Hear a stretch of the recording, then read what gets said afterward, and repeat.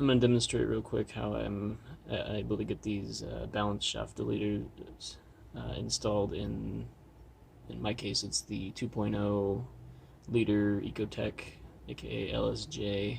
It's found in the Cobalt SS and in my case, the Saab 9.3. Um, so a lot of people will use like an impact wrench or something. I couldn't get that to line up straight.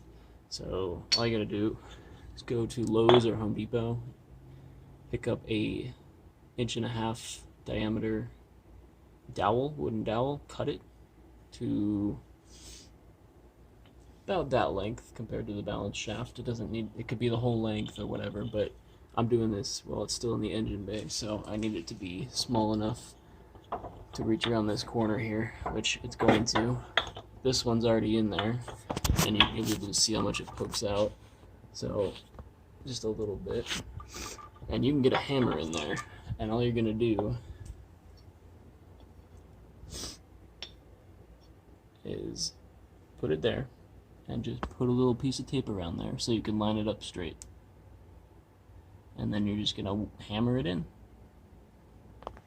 So this is what it should look like after the tape. You want it to be able to pop off, obviously, so you don't want to like wrap this thing all up in tape. You should be able to kind of move it at the end there, just with your thumb, and then that way the dowel can pop off and leave this in there. I'm assuming it's okay if you leave a little tape in there, because I mean you're blocking the oil, so it's just going to be a hollow passage. So I'm not going to worry too much about debris getting in there. And you'll know it's in there when you can take the dowel and you're gonna look for this little taper right there.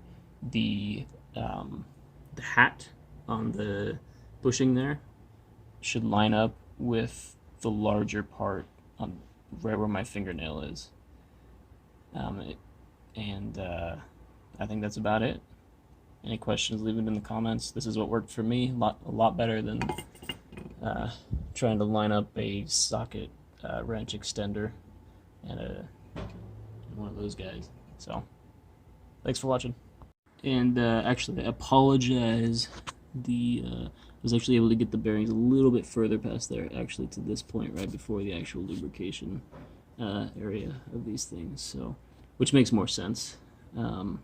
There's actually a lip here that goes up right after this one goes down. So this is actually a recess, and I believe the lip on the bearing locks against this, so on the inside, obviously. So yeah, just a little bit further.